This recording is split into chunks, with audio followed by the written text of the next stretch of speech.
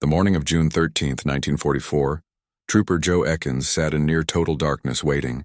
The interior of his tank smelled of oil, cordite, and the sweat of 5 men who had not properly bathed in 7 days. Through the narrow vision slit he could see nothing but hedgerow, the endless green walls of Normandy that turned every field into a potential killing ground. His hands rested on the controls of a gun that shouldn't have existed. A gun the Germans didn't know about yet. A gun that in the next few hours would prove that Britain's most desperate gamble had worked. 7 days earlier, Ekins had rolled off a landing craft onto Gold Beach as part of the greatest amphibious invasion in history. His tank, a Sherman, the most common Allied tank of the war, looked identical to thousands of others grinding through the French countryside. But it wasn't. Where a standard Sherman mounted a 75mm gun, adequate for infantry support, but nearly useless against German heavy armor, Ekins' tank carried something else entirely. A British 17-pounder anti-tank gun, one of the most powerful weapons of its kind in the world. The Germans called standard Shermans Ronsons after the cigarette lighter, because they burned so easily when hit. They had a dark joke lights for the first time every time, but they didn't have a name yet for what the British had created. They called it the Sherman Firefly, and Joe Ekins was about to demonstrate exactly why German tank commanders should have learned to fear it. If you're enjoying this deep dive into history, hit the subscribe button and let us know in the comments from where in the world you are watching from today. To understand what made the Firefly necessary, you must first understand the mathematics of armored warfare in 1944. These were not abstract calculations. They were equations written in the lives of young men computed in the seconds between when a German tank appeared and when your own tank exploded. By the summer of 1944, American industry had achieved something remarkable. The M4 Sherman rolled off production lines faster than any tank in history. Detroit, Pittsburgh, and a dozen other cities transformed themselves into the greatest military-industrial complex ever assembled. At peak production, American factories completed a new Sherman every 30 minutes. This was mass production on a scale that Germany, with its over-engineered Panthers and Tigers, could only dream of matching. But this industrial miracle came with a trade-off that would be paid in blood. The Sherman's 75mm gun could penetrate approximately 68mm of armor at 500 wide under optimal conditions against the German Panzer Mark IV. This was barely adequate. Against the Panther, which began appearing in significant numbers in Normandy, it was effectively useless.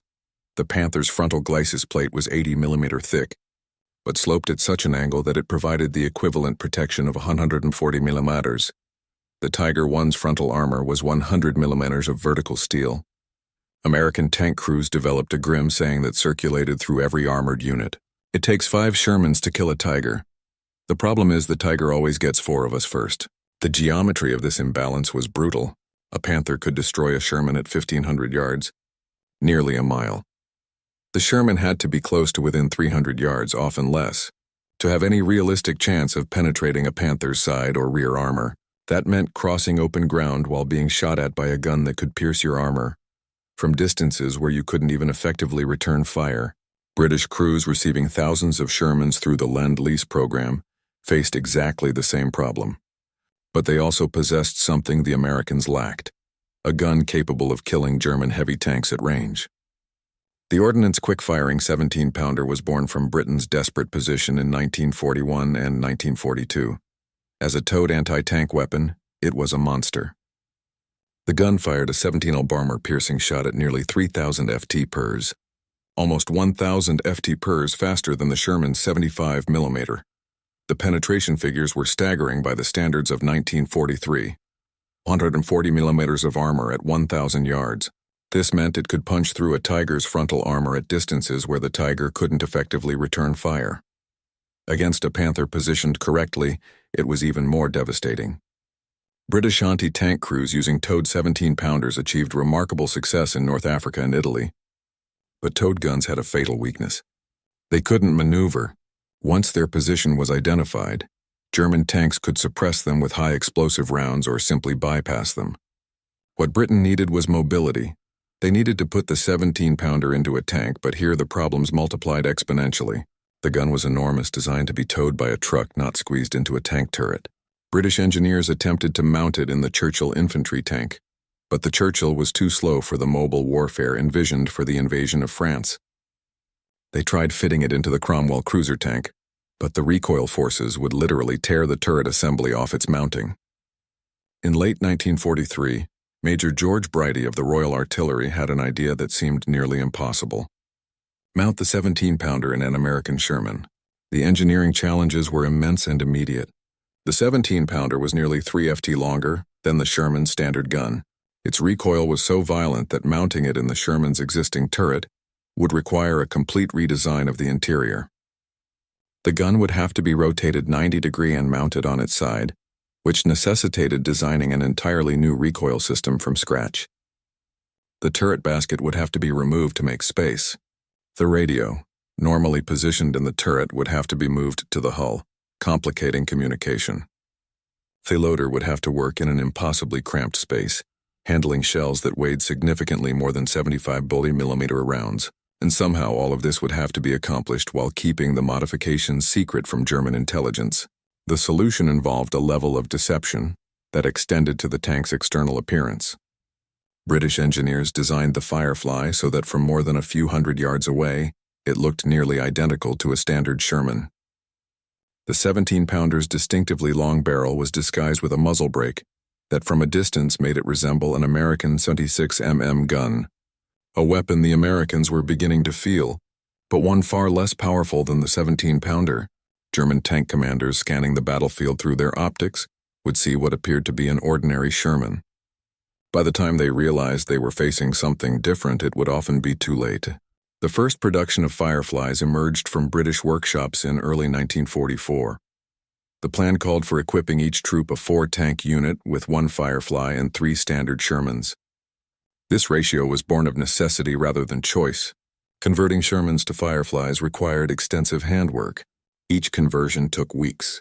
By the time of the Normandy invasion, only approximately 200 Fireflies had been completed. The tactical doctrine developed around this scarcity. The Firefly would hang back slightly in any engagement, using the other tanks as spotters and frankly as bait.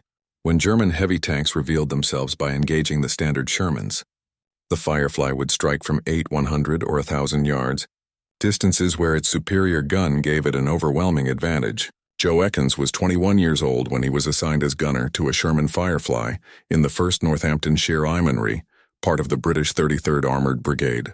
His commander, Sergeant Gordon, was a veteran who understood immediately what their tank represented. They were simultaneously the most valuable and the most hunted asset in any engagement. German doctrine updated rapidly as reports of Fireflies filtered back from the front was explicit. Identify and destroy Fireflies first. German tank commanders learned to look for subtle differences. The slightly different profile of the gun, the way Firefly crews positioned themselves in formations, any small detail that might reveal which Sherman carried the 17-pounder. Firefly crews developed counter-tactics in response. They would remove the distinctive muzzle brake, making identification harder but sacrificing some accuracy. They positioned themselves at the rear of formations when possible. They learned to fire and immediately relocate, never staying in one position long enough for German gunners to range them effectively. Most importantly, they learned patience. A Firefly crew that revealed itself too early before identifying all enemy armor on the battlefield risked drawing fire from multiple German tanks simultaneously. The ideal engagement involved waiting sometimes for agonizing minutes until the perfect shot presented itself. Ekins trained obsessively with the 17-pounder during the months before the invasion. The gun was paradoxically both easier and harder to use than the 75mm. Easier because the shell's higher velocity meant less drop over distance, requiring less compensation for range. Harder because the gun's sheer size made the entire tank less stable when firing.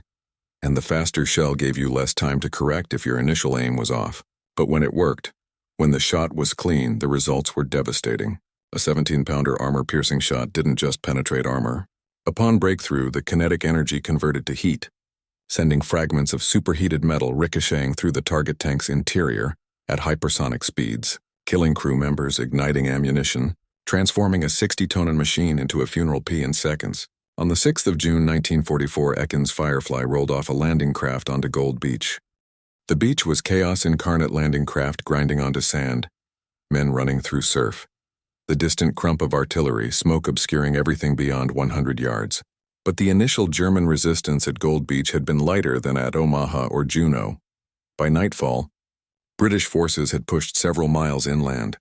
The plan called for a rapid advance to capture the city of Coire, whose road network was essential for any Allied breakout from the beachhead. 7 days later, KH still had not fallen. German resistance had stiffened dramatically, and on the 13th of June, the 1st Northamptonshire Yeomanry was part of a force pushing toward Villers-Beige, a town whose crossroads would allow British forces to outflank the German defenses. The morning started quietly, perhaps too quietly. British intelligence reported minimal German armor in the sector.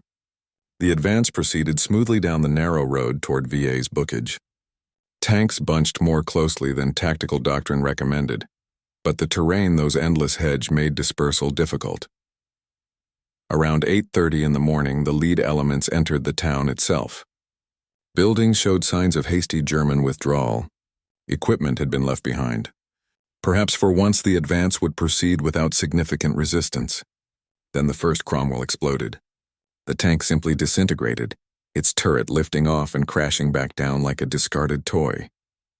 Before anyone could process what had happened, 2 more Cromwells tried to maneuver. They were destroyed before their guns could even traverse toward the threat. In less than 2 minutes, 4 British tanks had been annihilated without landing a single shot in return. The attacker, identified by survivors as a Tiger I heavy tank, then disappeared into the town's streets. What followed was every tank commander's nightmare. Radio traffic became frantic and fragmented. Units reported Tiger sightings from multiple directions. Was it one tank or several? Where was it engaging from? The neat British column stretching back along the road from Villers-Beige had become a death trap. Tanks were bunched together, unable to maneuver in the narrow lanes bordered by stone walls and high hedge, and somewhere in that maze a Tiger was hunting them. The Tiger's commander was SS Obersturmführer Michael Wittmann, though British forces wouldn't learn his identity until much later. Wittmann was already a legend on the Eastern Front, personally credited with destroying 117 Soviet tanks. Understood armored warfare with an instinctive brilliance that most commanders never achieved. More importantly, he was aggressive to the point of recklessness, willing to drive directly into enemy formations if it gave him a tactical advantage. On the morning of June 13th, he had that advantage. The British tanks were strung out, unable to support each other, presenting their vulnerable side armor as they tried to maneuver in the confined space. Wittmann worked his way systematically down the column. Sherman attempted to reverse away from the fight, destroyed from the rear where even the Sherman's thin armor couldn't save it. 2 Cromwells tried a flanking maneuver through an orchard, both killed before they could get into firing position. A British anti-tank gun crew managed to unlimb their weapon and get into action. They fired 3 shots in rapid succession. All 3 rounds bounced harmlessly off the Tiger's frontal armor. The Tiger's return shot obliterated the gun and its crew with a single high-explosive round. In 15 minutes, Wittmann destroyed 15 British tanks and 13 other vehicles, including half-tracks, transport trucks, and reconnaissance vehicles. It was one of the most devastating individual performances in the history of armored warfare. British commanders frantically tried to reorganize to establish some kind of coherent defense, but the psychological impact was overwhelming. Crews were abandoning tanks without even attempting to fight. Officers were ordering retreats. The carefully planned advance toward Villers-Bocage had collapsed into chaos. But Wittmann made his own critical miscalculation. He assumed all the British tanks were standard Shermans and Cromwell's targets, his Tiger, could engage with near impunity at any range. He didn't know about the Fireflies, and that ignorance was about to cost him. Joe Ekins heard the battle before he saw it. The distinctive crack of an 88mm gun, the Tiger's main weapon, echoed across the Norman countryside. Black smoke rose from multiple points along the road ahead. His radio crackled with fragmentary, sometimes panicked transmissions. All tanks, enemy heavy armor, engage at will. Tiger grid reference. The transmission cut off abruptly. Charlie 2 is gone. Oh God, he's right on top of us. Sergeant Gordon's voice cut through the chaos in Ekins' headset, measured and deliberate. Steady on. We move forward slowly. Stay off the main road. Their Firefly pulled off the paved surface, moving through an orchard parallel to the road where other British tanks were dying. This was standard procedure. Let the regular Shermans engage first. Draw the German tanks' attention and fire. then strike from an unexpected angle with the 17-pounder. Through his periscope, Ekin could see the carnage, tanks burning, their ammunition cooking off in secondary explosions. Crew members scrambling for cover, some of them on fire. The organized British advance had been completely shattered in minutes, and somewhere in that chaos was a tiger. For the next 3 hours, Ekin and his crew played a deadly game of patience and positioning. They would move to a new location, scan methodically for targets through the hedge, then relocate before German observers could pinpoint their position. The tiger or tigers, because no one was certain how many were active in the sector, kept moving, firing, disappearing into the maze of narrow streets and high vegetation. The bocage terrain of Normandy created a nightmare environment for armored warfare. Visibility rarely exceeded a few hundred yards. A 60-ton tank could be 50 ft away, concealed behind an earthen wall topped with ancient vegetation, and you would have no idea it was there until it fired. British tactics evolved in real time, born of desperation and survival instinct. Regular Shermans would probe forward deliberately, exposing themselves as bait. If the tiger took the shot, Fireflies waiting in concealed positions would have perhaps 10 seconds the time it took a German crew to reload to identify the tiger's position, acquire the target, aim, and fire before the German tank could either reload and engage them or simply relocate. It was psychological warfare as much as armored combat. Tiger crews, so accustomed to having every advantage in tank versus tank engagements, suddenly had to consider that any Sherman might be a Firefly. Every engagement carried the risk that they might be the ones outgunned. Around midday, British forces managed to stabilize a defensive perimeter. The German attacks had lost momentum. Intelligence officers piecing together fragmentary reports and survivor testimony concluded that the assault had most likely been conducted by a single tiger commanded by a highly skilled crew. After-action analysis would later identify this as Wittmann's tank, though at the time the British had no idea who they were facing.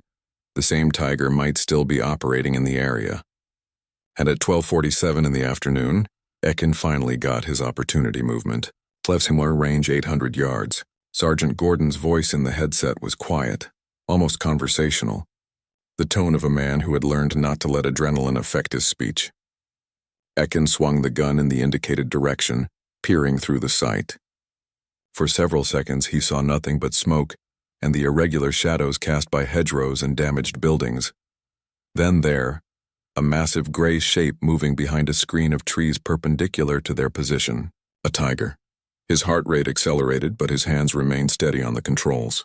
The tiger was moving at perhaps 10 mph, apparently unaware of the Firefly's position. In perhaps 5 seconds, maybe less, it would disappear behind a stone farm building. This might be the only shot they would get. Target identified. Tiger side aspect moving left to right. Ekin kept his voice level, professional, exactly as he had been trained. "Fire when ready," Gordon responded. Ekins drew a breath, held it. The trick with the 17-pounder was leading the target slightly less than intuition suggested. The shell's velocity was so high that overcorrection was the most common error among gunners transitioning from the 75mm. He placed the crosshairs just ahead of the tiger's center mass, aiming for the junction between turret and hull, where the armor, though still thick, was slightly more vulnerable than the frontal glacis. Firing. The Firefly rocked backward violently from the recoil. Even with the modified recoil system, the 17-pounder's discharge was extraordinarily violent. Through the sight, fighting to reacquire the target through the smoke from his own gun, Ekin saw the armor-piercing shot cross 800 wide in, substantially less than a second. Sparks erupted from the tiger's side armor, where the shell impacted. A hit, but not penetration. The shot had struck at a slightly oblique angle, and the tiger's side armor, though thinner than its frontal protection, was still formidable. The tiger stopped immediately, its commander clearly aware he was under fire. The massive turret began traversing toward the Firefly's position. German crews were trained to be extraordinarily fast. Ekins knew he had perhaps 5 seconds before an 88mm round would come back at them, and at this range even a near miss could disable his tank. Reload. Reload. He didn't need to shout. The loader was already slamming another 17 lb shell into the breach. The confined space of the modified turret meant every movement had to be precise. There was no room for fumbling. Up, the loader called out, signaling the gun was loaded and ready. Ekin didn't wait for Gordon's order. He had maintained his sight picture, kept the crosshairs on the tiger even as it began to traverse. He fired again. This time the result was unmistakable and catastrophic. The second shot penetrated the tiger's side armor cleanly, and the tank didn't burn. It exploded. The 17-pounder's penetrating shot had struck something critical, most likely the ammunition storage. The turret lifted off its mounting, propelled upward by the force of the internal explosion. Flames and thick black smoke erupted from every hatch simultaneously, the most feared tank in the Wehrmachar's arsenal, destroyed in 2 shots from 800 YD by a weapon the Germans hadn't known existed 3 months earlier. Through the smoke and flames, Ekins could see small figures scrambling away from the burning wreck. The Tiger's crew, at least some of them, had survived and were attempting to escape. Standard doctrine in such situations was to fire high-explosive rounds at escaping enemy crew members. Trained tank crews were a more valuable resource than the tanks themselves. Killing them meant those men couldn't crew another tank tomorrow. But Gordon's voice came through the headset. "Hold fire, they're done." It was a decision that said something about the kind of war the British were trying to fight even in the midst of carnage. The engagement at Villas-Boas on June 13th ended in tactical confusion. Wittmann's Tiger had withdrawn earlier after expending most of its ammunition. The tank Ekins destroyed had been from the same unit commanded by a different officer. British forces ultimately pulled back from Villas-Boas rather than risk additional casualties in the close terrain that so favored defending armor. By strict military accounting, the day was a German tactical victory. They had held the ground, but something fundamental had changed in the psychological calculus of tank warfare in Normandy. Word spread rapidly through British armored units. The Firefly worked exactly as designed. Given proper positioning, patient crews, and reasonable shooting conditions, it could destroy German heavy tanks at ranges where standard Shermans were helpless. More importantly, the engagement proved that Tigers were not invincible. They could be outmaneuvered, outweighted, and killed. For British tank crews who had spent weeks feeling outgunned and outclassed, this was a profound psychological shift. They had a weapon now that gave them a chance. German tank commanders, for their part, began treating every Sherman with a new weariness. Intelligence reports filtering back from the front warned of upgraded American tanks capable of penetrating Tiger armor. The exact specifications were unclear. German intelligence initially thought the British might be using captured German guns, but the tactical implications were obvious. The qualitative superiority that German crews had enjoyed since 1943 was no longer absolute. Every engagement now carried the possibility that one of those Shermans might be a Firefly, and by the time you identified which one, it might already have fired. The British pushed to increase Firefly production dramatically. The original allocation had been 1 Firefly per 4 tank troop. Now commanders were requesting 2, even 3 per troop, but production couldn't keep pace with demand. Each Firefly required weeks of hand modification work. The 17-pounder gun itself was in limited supply with competing demands from towed anti-tank units and other applications. By the end of the war, only approximately 2,000 Fireflies would be produced, a tiny fraction of total Sherman production, which exceeded 50,000 units. This scarcity made Fireflies precious, and it made their crews targets. German tactical doctrine evolved rapidly. Orders went out to all armored units to identify and eliminate Fireflies before engaging other targets. German tank commanders learned to scan formations for the distinctive gun profile, the slightly different exhaust signature, and the way Firefly commanders positioned their tanks. Some British crews responded by removing identifying features, including the muzzle brake, accepting reduced accuracy in exchange for survivability. Others leaned into the psychological warfare, deliberately making their Fireflies visible to draw German tanks into engagements where other British armor could exploit their distraction. Joe Ekins, for his part, continued fighting through Normandy as the Allied breakout slowly materialized. His Firefly survived 3 more significant engagements with German armor in the weeks following Villas-Boas. In late June, his crew destroyed 2 Panzer Marks in a single engagement near Caen.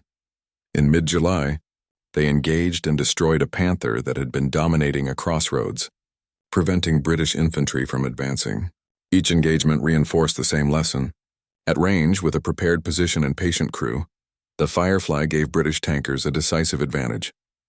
The 17-pounder's penetration power meant they could engage German heavy tanks before those tanks could effectively return fire. But the Firefly's success created its own problems. German crews became obsessed with identifying and destroying them.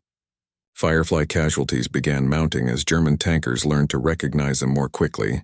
The distinctive gun barrel, even disguised, was longer than anything else on the battlefield. Experienced German commanders learned to look for tanks hanging back informations. Tanks that maneuvered differently. Tanks whose crews seemed more patient about engaging. By late July, Firefly losses had reached levels that concerned British commanders. The tanks were irreplaceable in any reasonable time frame, and the crews even more so. On August 8, 1944, 2 months after the Normandy landings, British forces launched Operation Totalize, a massive armored thrust designed to capture the town of Falaise and trap the retreating German armies in a pocket. The 1st Northamptonshire Yeomanry was advancing down Route National 158 when they encountered elements of the 101st Heavy SS Tank Battalion. Michael Wittmann's unit, and Michael Wittmann himself was commanding a Tiger that day. What happened next has been debated by historians for decades. The exact sequence of events, the precise timing, even which Allied unit deserves credit for Wittmann's death. All of this remain contested, but certain facts are not in dispute. Around 12:40 in the afternoon, 3 Tigers appeared on a Regia line overlooking the British advance. They began engaging targets at long range with devastating accuracy. British tanks exploded, burned, scattered. For British crews, it must have felt like Villa's Bocage all over again. Tigers dominating the battlefield with seeming impunity, killing at ranges where return fire was nearly impossible. But this time, the British formation included 5 Fireflies, and one of them was commanded by Sergeant Gordon with Joe Ekins as gunner. Through his periscope and gun sight, Ekins watched the Tigers methodically destroying his comrades' tanks. Range approximately 1,000 yards.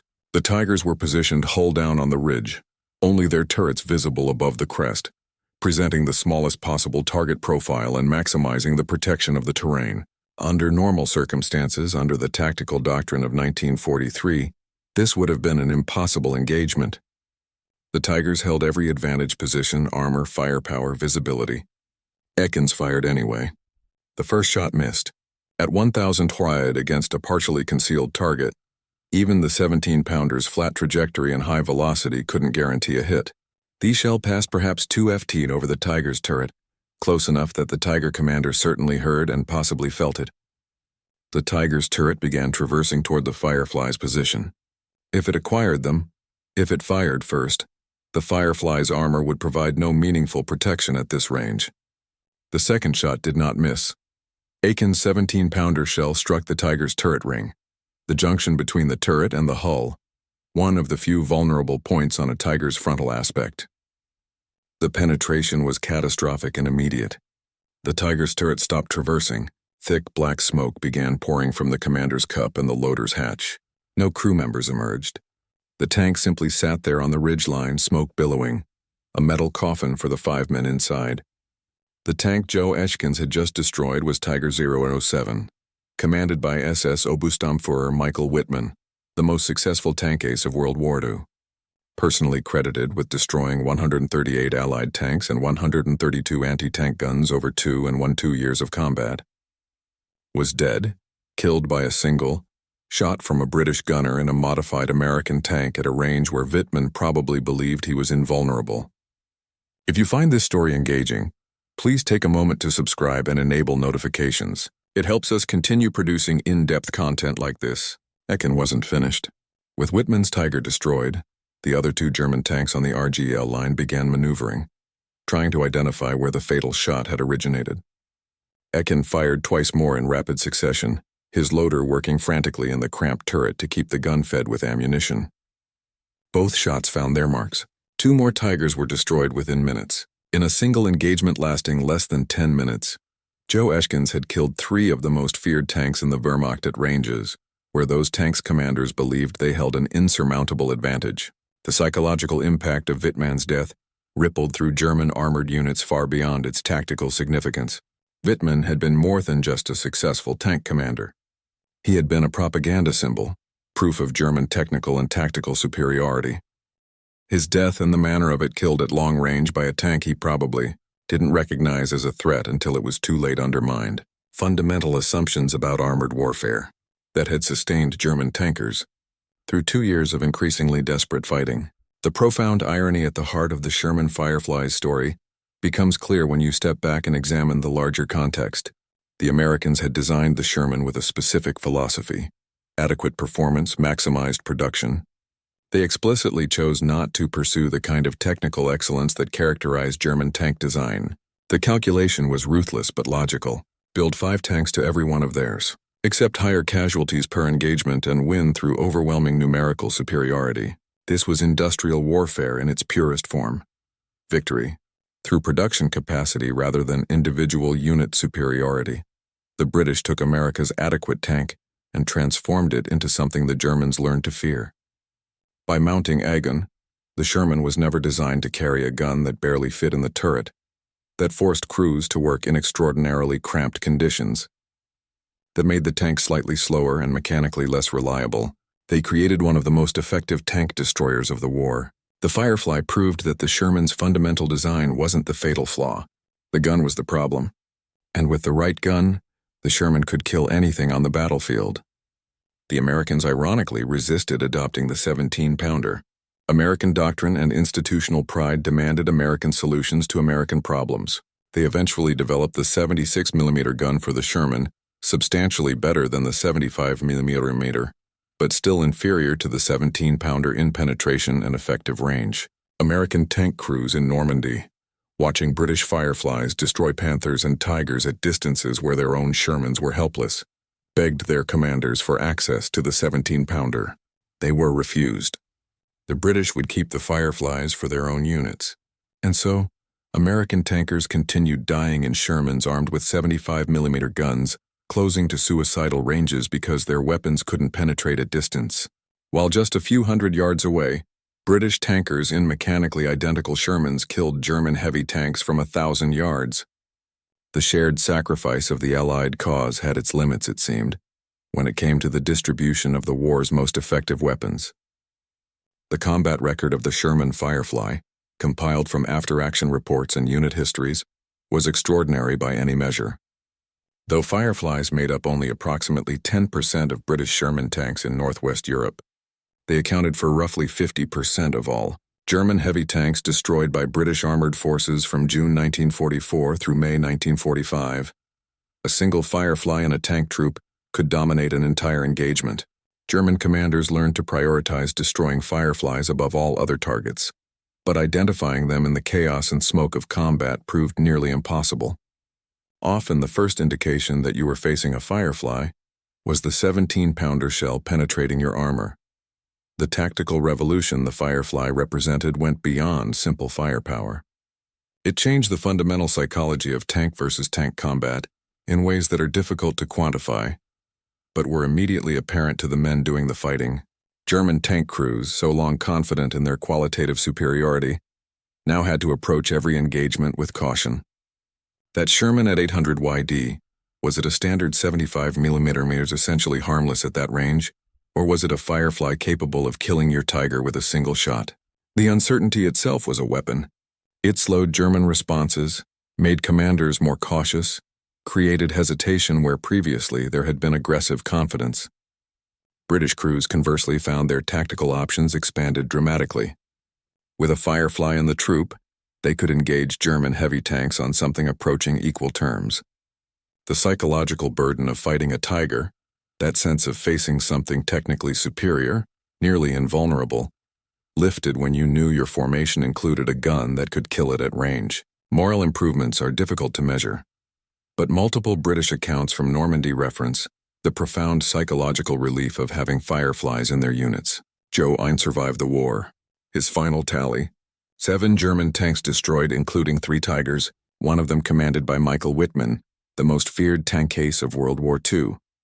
He was awarded the military medal for his actions, though the full details of his engagement with Wittmann weren't widely known until decades later. After the war, Ekins rarely spoke about his experiences. He worked as a lorry driver, lived quietly in Rushton, Northamptonshire. When researchers and historians eventually tracked him down in the 1990s and early 2000s, seeking details about the engagement that killed Wittmann, I was characteristically modest. He described it as simply doing his job.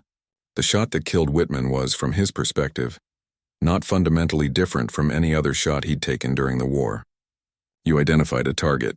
You aimed. You fired. The fact that the target happened to be crewed by Germany's most successful tank commander was, in Ekins' view, largely irrelevant. The Sherman Firefly itself was phased out with remarkable speed after the war ended. New tank designs incorporating lessons learned from 5 years of armored warfare made it obsolete almost immediately. Most Fireflies were scrapped within 2 years of VE Day. The guns were removed, often returned to anti-tank configurations, or simply destroyed. Today, only a handful of complete operational Fireflies survive in museums worldwide. They sit behind velvet ropes painted in period-accurate camouflage patterns, their long 17-pounder guns pointing at nothing. Silent testimony to a brief moment when desperate ingenuity created something that changed the mathematics of armored warfare. The technical specifications that made the Firefly effective, the 17-pounder's muzzle velocity, its penetration figures, the modifications required to mount it in the Sherman's turret. These are preserved in engineering documents and historical analyses, but the human experience of crewing a Firefly is harder to preserve. The cramped interior where the loader had perhaps 18 in of space to maneuver shells weighing over 30 lb. The deafening noise when the gun fired in the confined space. The knowledge that you were simultaneously your unit's most valuable asset and its most hunted target. The psychological weight of knowing that German doctrine prioritized killing you above all other threats. Veterans' accounts from Firefly crews consistently reference the claustrophobia of the modified turret. The radio moved to the hull to make space for the gun meant the commander had to relay all communications through the hull crew, adding crucial seconds to response times. The gun's size meant that in some positions it physically couldn't traverse fully without the tank itself repositioning. These were not minor inconveniences. They were potentially fatal limitations that crews had to work around constantly. The fact that Fireflies achieved the combat record they did despite these limitations speaks to the desperation that drove their creation and the skill of the men who crewed them.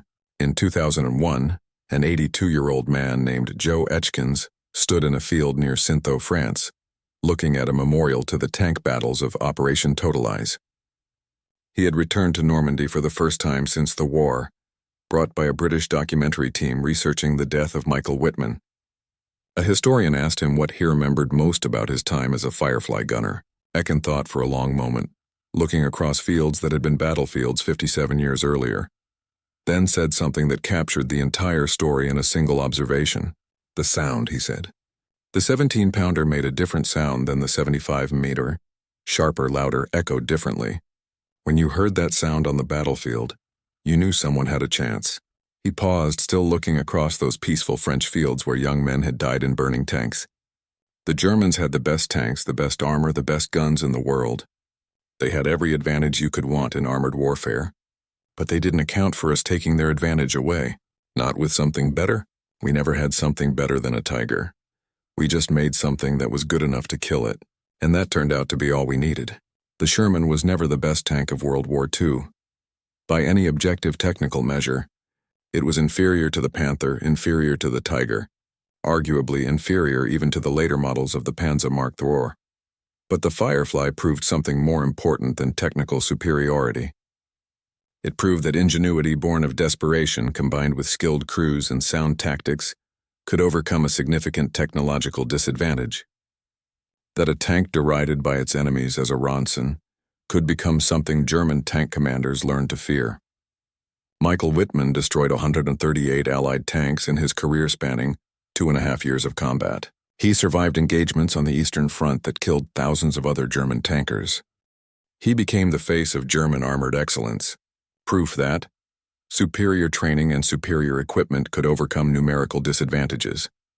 He was killed by a single shot from a tank he almost certainly believed was inferior to his own, fired by a 21-year-old British gunner who viewed it as simply another shot in another engagement. That single fact, that one moment on a ridgeline in Normandy on August 8, 1944, encapsulates the entire story of the Sherman Firefly. The Germans didn't just lose to superior numbers. They didn't just lose to Allied industrial capacity. They lost in part because the British took America's most common tank and made it lethal in ways the Germans never anticipated. They lost because ingenuity can be as powerful as engineering excellence. They lost because at some point having the technical advantage matters less than having a weapon that's good enough used by crews who know how to employ it. The Germans laughed at Shermans. They called them Romsons. They killed them by the hundreds, and then the Fireflies started shooting back and the laughter stopped. Thank you for watching. For more detailed historical breakdowns, check out the other videos on your screen now.